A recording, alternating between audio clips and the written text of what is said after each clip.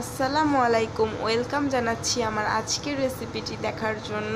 তো আজকে আমি যে রেসিপিটি তৈরি করেছি গরুর মাংসের বিরিয়ানি, আর এই বিরিয়ানিটি খুব সহজেই মজাদার করে রান্না করা যায়।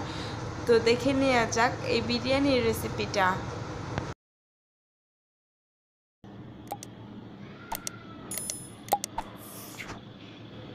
রান্নার জন্য আমি যা যা উপকরণ নিয়েছি তা দেখে নেই একবার। এখানে আমি নিয়েছি গরুর মাংস 600 গ্রাম, আর গরুর মাংসটাকে আমি বিরিয়ানির পিস করে এভাবে ছোট ছোট করে কেটে নিয়েছি।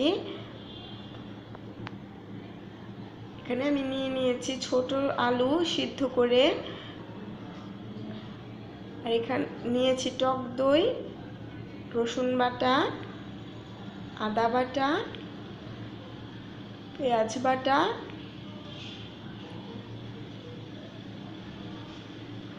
আর যা যা মশলা আমি নিয়েছি এখানে হলো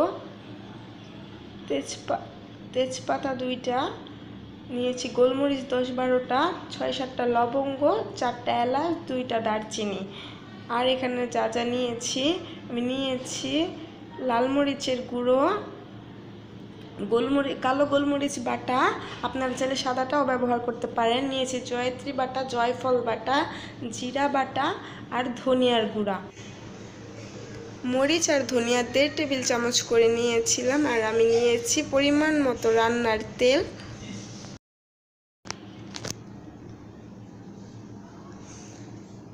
তো রান্নার জন্য এখানে আমি কড়াইতে তেল দিয়ে দিয়েছি। তেলটা গরম হয়ে গেলে এখানে আমি পেঁয়াজ, গরম মশলা দিয়ে এখানে আমি দিয়ে দিলাম পেঁয়াজ বাটা। আর পেঁয়াজ বাটা আমি এখানে 1 কাপ পরিমাণ ব্যবহার করেছি।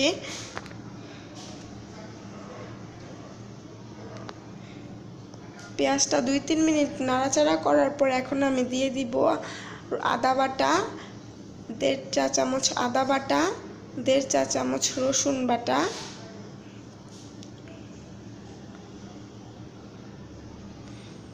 আর আমি বাকি মশলাগুলো এখানে এখন দিয়ে দিব। তো সব মশলা দেওয়ার পরে ভালো মতো নেড়ে চেড়ে কষিয়ে নিব, গন্ধটা যাওয়ার জন্য আর কি। তো মশলাটা কষানো হয়ে গেলে এখন আমি এখানে মাংসগুলো দিয়ে দিব। মাংসটা দেওয়া শেষ হয়ে গেলে এখন আমি নেড়ে চেড়ে এখানে দিয়ে দিব পরিমাণ মতো লবণ। তো লবণ দিয়ে আবার নাড়াচাড়া করার পর এখন আমি এখানে দিয়ে দিব টক দই।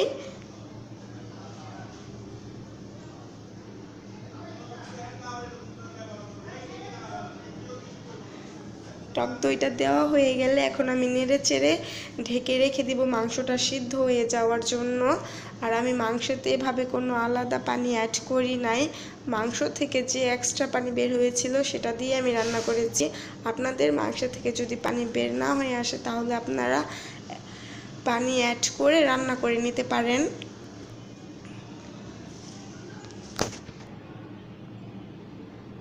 তো এই যে আমার মাংসটা খুব ভালো মতো নেড়ে এখন আমি ঢেকে রেখে দিব সিদ্ধ হওয়ার জন্য।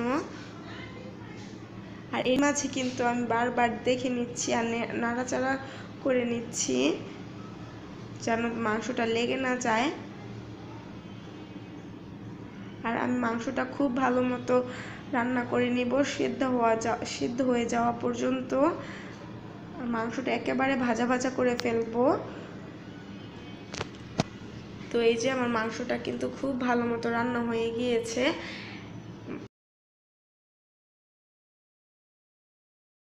তো এখন আমি সিদ্ধ করে যে আলুগুলো রেখেছিলাম ওগুলো এখন দিয়ে দিচ্ছি।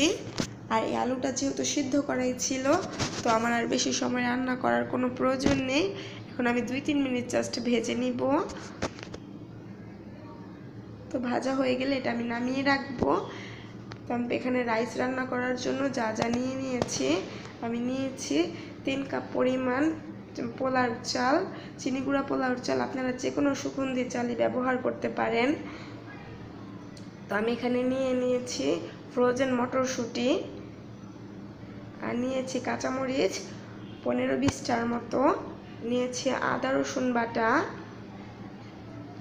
নিয়েছি ঘি আর যা লাগবে পরিমাণ মতো তেল, আর এখানে রাইসের জন্য তেজপাতা, এলাচ, দারচিনি। তো রান্নার জন্য এখানে আমি একটি সসপ্যান বসিয়ে দিয়েছি, আর এখন এর মধ্যে আমি দিয়ে দিলাম রান্নার তেল পরিমাণ মতো। এখন আমি এখানে দিব গরম মশলা। তো গরম মশলাগুলো ভালো মতো ভেজে নিব তেলের সাথে, ফ্লেভারটা বের হয়ে আসার জন্য। আর গরম মশলাটা ভাজা হয়ে আসলে এখন আমি এর মধ্যে দিয়ে দিব পোলার চাল। তো আমি কিন্তু চিনি গুঁড়া পোলার চাল ব্যবহার করেছি, আপনারা যে কোনো সুগন্ধি চাল ব্যবহার করতে পারেন।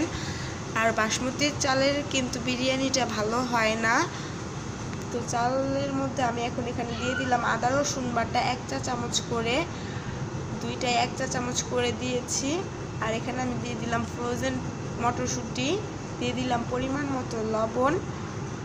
তো এখন আমি এগুলো ভালো মতো ভেজে নিব। আর ভালো মতো ভাজা হয়ে গেলে এখন আমি এখানে দিয়ে দিব পানি। আর আপনারা কখন বুঝতে পারবেন যে চালটা ভাজা হয়েছে, চালের মধ্যে যখন সনসন শব্দ শুনতে পাবেন আর চালটা সাদাটে কালার হয়ে আসবে, তখনই বুঝতে পারবেন যে চালটা ভাজা হয়ে গিয়েছে।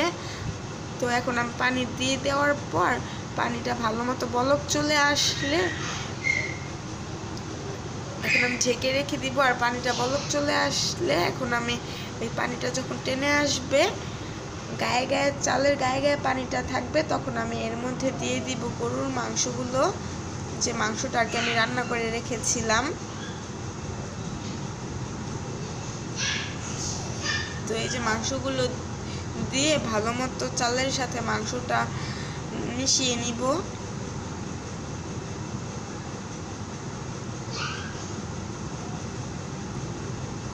তো এই যে ভালো মতো নেড়ে চেড়ে মেশানো হয়ে গেলে আমি ভালো মতো ঢেকে রেখে দিব।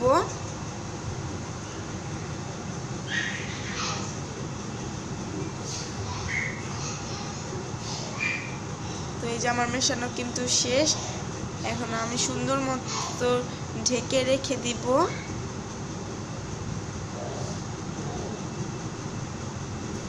তো এখানে আমি কাঁচামরিচ দিয়ে দিলাম।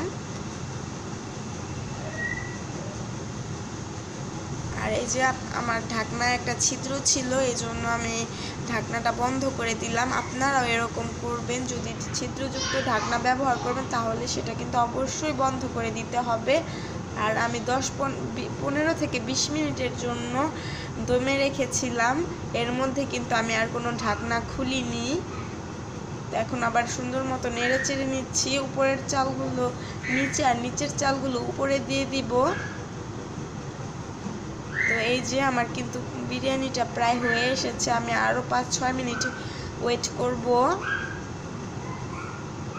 তো এই যে আমার বিরিয়ানিটা কিন্তু হয়ে গিয়েছে, আর আপনারা দেখতেই তো পাচ্ছেন কি সুন্দর ঝরঝরে হয়েছে, আর কালারটাও দারুণ এসেছে কিন্তু।